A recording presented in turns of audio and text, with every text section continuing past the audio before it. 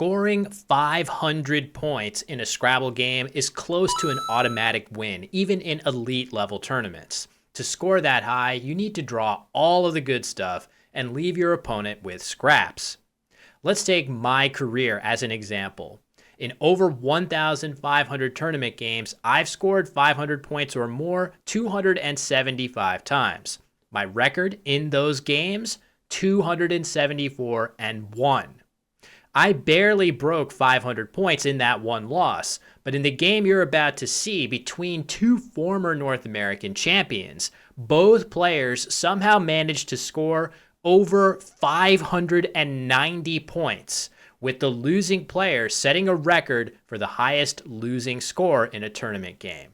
Dave Wiegand is a legendary multi-time North American champion. He's known for word knowledge that rivals Nigel Richards in depth and an aggressive open play style. Alec Sjoholm is another former champion and is currently the highest ranked American in international play. His board vision and endgame abilities are nearly unmatched. The two grandmasters squared off in May 2023's Memorial Day Oregon Coast Open. And while a game between these two players is bound to be superb, nobody could have predicted the record-setting slugfest to follow. Dave goes first and draws the obscure bingo of Femeter for 82 to start the game. Facing a quick early deficit, Alec answers with Bulla, which pluralizes with an E, not an S. He's hoping that the E hook will come in handy for bingos later. Although Dave doesn't draw an E, what he does have is Dynamism for 76 points, but he elects to slide his letters over one column and play Dynamize instead. This is definitely the right play, scoring 2 more points and making it much harder to score well with the triple word score by eliminating the threat of 6-letter plays ending in ED. However, in this particular situation, Dave's choice allows Alec to respond with Clottier, hitting 2 triple word scores and scoring a whopping 176 points. Undeterred, Dave draws the first blank and can play Conifers for 84. Instead, he uses the E hook Alec made earlier to play his top scoring move of Scoffer for 96. But Alec answers right back with Coatless for 83. Somehow trailing on the scoreboard after bingoing 3 straight times to open the game, Dave draws a 4th bingo of Watering through the A, but it gives back an easy scoring spot to Alec for a variety of high-scoring tiles, including the Q, X, and Z. So Dave wisely adjusts his move to the safer, twangier for the same score. Things slow down for Alec with a 6-consonant draw, and he's forced to play Pung for just 19, holding 3 synergistic consonants and hoping both for some vowels and for Dave to hit a rough patch. Dave doesn't, drawing the X and plunking it down for 52 more points, although he leaves the unappealing VVY on his rack for next turn. Alec draws the vowels he needs, but he has no playable bingo, and he identifies his 2 best options of Oba in 2 spots, scoring decently and balancing his rack. Noticing the unplayed Z, he plays Oba in the lower spot to block the Bez hook.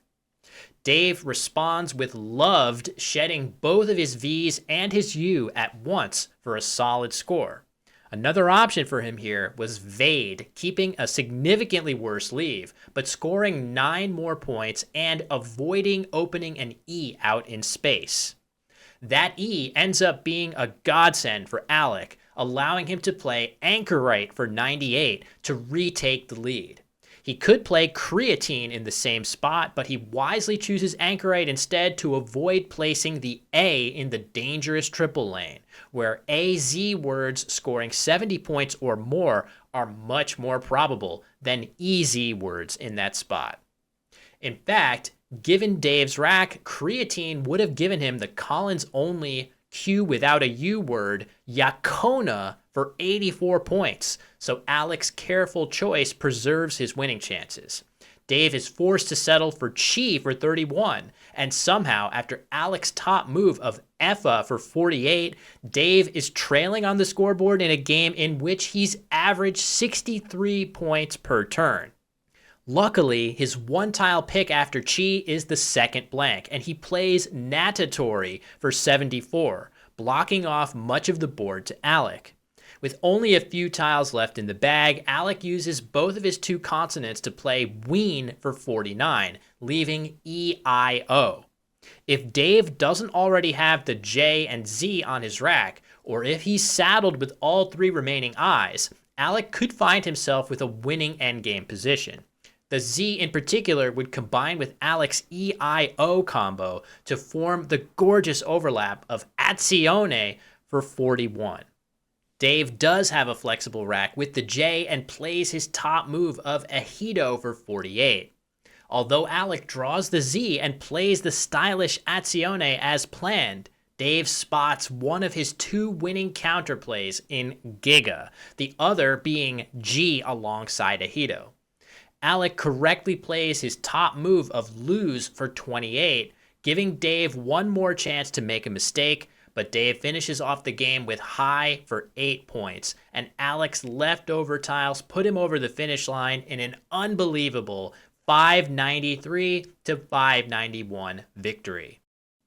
Alec's 591 point loss stands as a record high across major Scrabble organizations, and the thing I love about this particular game is that even in an insanely high scoring shootout, there were plenty of nuanced decisions that both players had to make. Alec and Dave are the top two seeds in this weekend's North American Collins Championship, organized by the Collins Coalition. You can catch the live stream at twitch.tv/CocoScrabble during the daytime Pacific time, and I'll be on the call for the finals match on Monday as well. I can't promise you'll see another game with both players scoring 590 points, but odds are very good that you'll see these two players and many other champions playing some absolutely top-notch Scrabble. So, thanks for watching, and hope to see you there.